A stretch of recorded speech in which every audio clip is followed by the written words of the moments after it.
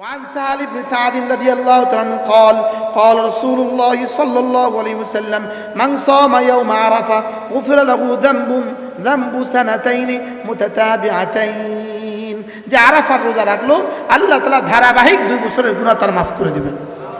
ধারাবাহিক 2 বছরের গুনাহ কি maaf করে দিবেন। এবার হ্যাঁ ওই আশারু দিন হজ্জা বের করেন। আশারত আইয়াম মিন জিলহজ্জা, জিলহজ্জার প্রথম 10 দিন আরো আগে পাবেন। জিলহজ্জার প্রথম 10 দিন প্রতিদিন 1 বছর রোজার সমান, প্রতি রাত লাইলাতুল কদরের সমান। প্রতি রাত কি বলেন? প্রতি রাত লাইলাতুল কদরের সমান। জিলহজ্জার প্রথম 10 দিন বলেন ওয়ালায়ালিন আশর ওয়াল ফজর ওয়ালায়ালিন আশর, যে 10 রাতের কসম খেয়েছে আল্লাহ তাআলা জিলহজ মাসের প্রথম 10 রাত প্রতি রাত লাইলাতুল কদরের সমান। সুবহানাল্লাহ। আর প্রতিদিন 1 বছরের রোজার সমান। তাহলে জিলহজ মাসের প্রথম 9 দিন আমরা রোজা রাখবো তো ইনশাআল্লাহ। আল্লাহ তৌফিক দান করেন, আল্লাহ তাআলা কবুল ফরমান। কথা আমার দূর চলে গেছে মেরে ভাইও। আল্লাহ তাআলা আমাদেরকে ইবাদত ভিন্নতা দিয়েছেন কেন? দিল মুখতালিফ, যে একটাতে আমরা উঠতে যাব, একটাতে আমরা বিরক্ত হয়ে যাব। শুধু একটা দিয়ে দিলে আমরা কয়েকদিন পরে বিরক্ত হয়ে যাব। এই জন্য রব্বে কারীম বড় মেহেরবানি করে এটাকে বিক্ষিপ্ত করে আলাদা আলাদা করে দিয়েছেন। সুবহানাল্লাহ। সারাদিন যদি নামাজ দিতেন পারতাম না, সারা বছর রোজা দিতেন তো পারতাম না, সারাদিন যদি যাকাত দেওয়ার কথা বলতো তো পারতাম না, প্রত্যেকদিন যদি হজ ওয়াজিব হয়ে যেত তো পারতাম না। তা আল্লাহ তাআলা ভিন্ন ভিন্ন করে দিয়েছেন। এখন প্রতিদিন প্রতি মুহূর্তে আমার ইবাদত কি? প্রতিদিন প্রতি মুহূর্তে আমার প্রথম ইবাদত হলো ঈমানের সাথে থাকা। বলেন প্রথম ইবাদত কি? ঈমানের সাথে থাকা। প্রথম ইবাদত হলো ঈমানের সাথে থাকা। বলেন প্রথম ইবাদত কি? ঈমানের সাথে থাকা। প্রথম ইবাদত ঈমানের সাথে থাকা। 2 নম্বর ইবাদত হলো জিকিরের সাথে থাকা। 2 নম্বর ইবাদত হলো কিসের সাথে থাকা? জিকিরের সাথে থাকা। আর 3 নম্বর ইবাদত হলো 24 ঘন্টার জিন্দেগি আমার উপরে আল্লাহ তাআলার পক্ষ থেকে 3 নম্বর ইবাদত হলো গুনাহ থেকে বেঁচে থাকা। সুবহানাল্লাহ। বলে যদি আপনাকে জিজ্ঞেস করে দিনের বেলা 3টা বাজে আমার উপরে ইবাদত কি কি? 3টা বাজে কোনো নামাজ আছে? হ্যাঁ কই 3টা বাজে নামাজ কই?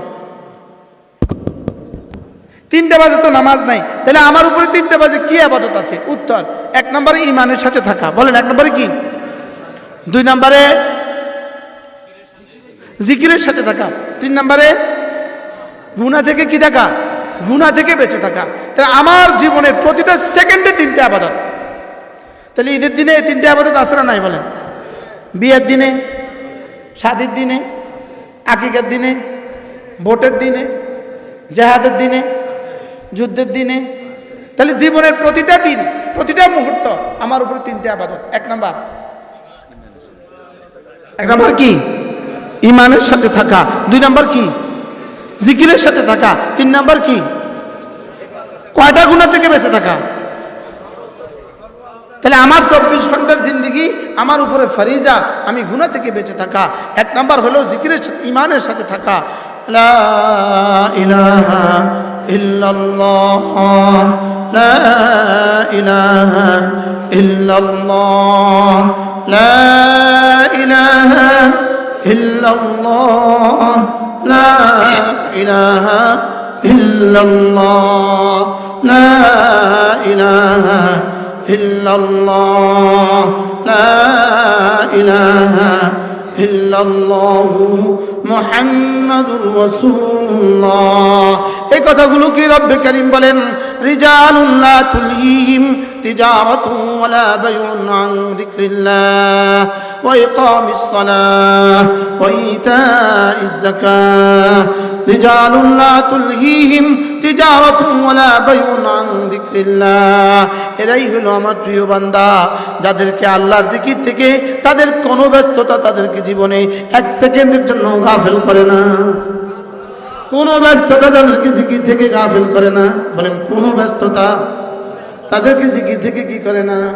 হযরত নানপুর রহমতুল্লাহ বলতেন এরা একই বালিশে বিবির সাথে শোয়া, লেকিন তখনও তাদের দিলটা রব্বে কারীমের সাথে লাগা। এটা আমরা কোত্থেকে বুঝবো?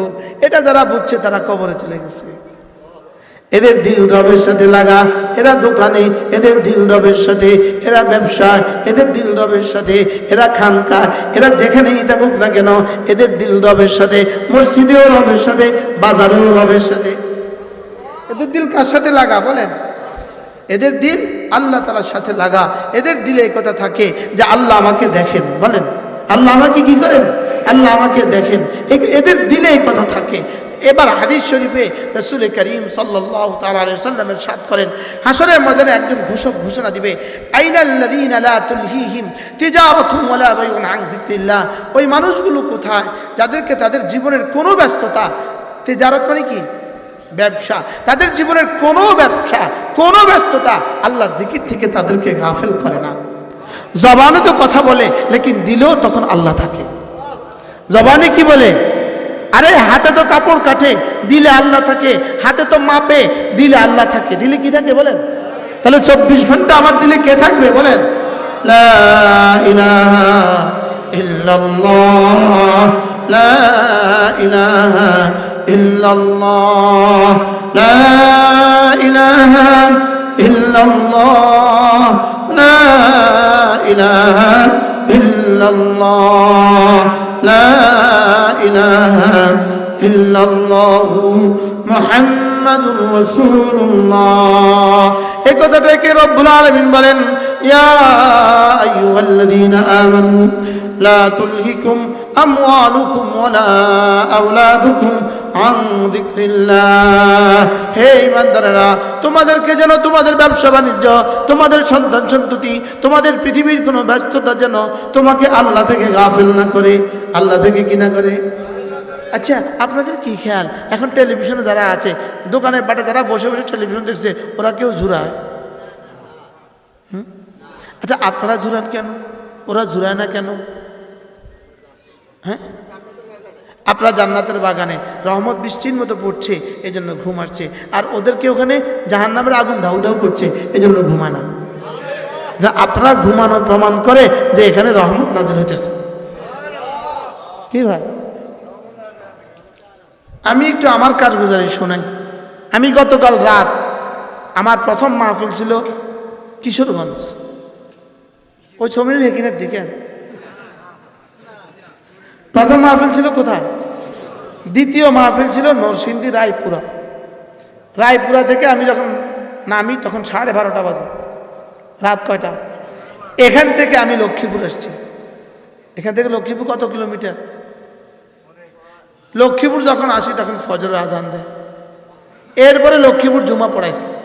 লক্ষ্মীপুর জুমা পড়াই আমার মাহফিল ছিল কুমিল্লা। আমি আবার গেছি কুমিল্লা মাহফিল শেষে এখন আবার আসছি। আলহামদুলিল্লাহ, আপনারা জুরান। এখান থেকে আমি এখন যাব সোনাগাজী। এখান থেকে এখন কোথায় যাব? সোনাগাজী। আপনারা ঘুমান কি? কিন্তু আপনারা ঘুমান যে এটা বোঝা যায় আল্লাহ পাকের রহমত বৃষ্টির মতো নাজিল হইতেছে। ইয়া আইয়ুহাল্লাযীনা আমানু লা তুলহিকুম আমওয়ালুকুম ওয়ালা আওলাদুকুম আন যিকরিল্লাহ। দোকানে বসলেও এরা আল্লাহকে ভুলে না, সুবহানাল্লাহ। এরা অফিসে গেলেও আল্লাহকে ভুলে না, এরা রাস্তায়ও আল্লাহকে ভুলে না, এরা বাজারেও আল্লাহকে ভুলে না, সুবহানাল্লাহ। সাহাবা বাজারে যেতেন আল্লাহর জন্য, আমরা মসজিদেও যাই না আল্লাহর জন্য। বাস্তব না বাস্তব? হযরত আব্দুল্লাহ ইবনে ওমর রাদিয়াল্লাহু তাআলা প্রতিদিন বাজারে যেতেন, প্রতিদিন। তো তার সাথীরা তাকে জিজ্ঞেস করলেন, হযরত কি যে হয়ে গেল, আপনি প্রতিদিন বাজারে কেন যাচ্ছেন? আপনি তো কিছু কেনেন না, কিছু বেচেনও না, আপনি কেন প্রতিদিন বাজারে যান? আল্লাহ হযরত আব্দুল্লাহ ইবনে ওমর বলেন, আমি রাসূল করিম সাল্লাল্লাহু তাআলা আলাইহি সাল্লামকে বলতে শুনেছি যে বাজারে গিয়ে এই দোয়াটা পড়বে, আল্লাহ তাআলা তাকে 10 লাখ নেকি দিবে। আমি এই দোয়াটা পড়ার জন্য বাজারে যাই। তাহলে সাহাবী বাজারে যেতেন কেন বলেন? হ্যাঁ, লা ইলাহা ইল্লাল্লাহ ওয়াহদাহু লা শারীকা লাহু ইউহয়ী ওয়া ইউমীত ওয়া হুয়া আলা কুল্লি শাইইন কাদির। আলফু হাসানা, সুবহানাল্লাহ বলেন। 10 লাখ নেকি আল্লাহ তাআলা তাকে দান করবে। তাইলে বাজারে যেতেন সাহাবা কেন? একজন সাহাবী বাজারে গেছেন, গিয়ে তিনি কি করলেন, দু আঁটি শাক কিনলেন। শাক কিনে আবার এখান থেকে কিনলেন, কিনে ওখানে আবার বসে বলতে লাগলেন, এই কে আছো, আমি শাক বিক্রি করবো, কিনবা? তো আরেকজন সাহাবী জিজ্ঞেস, কি ভাই আপনি আবার শাকের ব্যবসা শুরু করলেন কবে? আচ্ছা এখন যদি চৌমনি বাজার আমি শাক বেশি, আপনারা কি করবেন?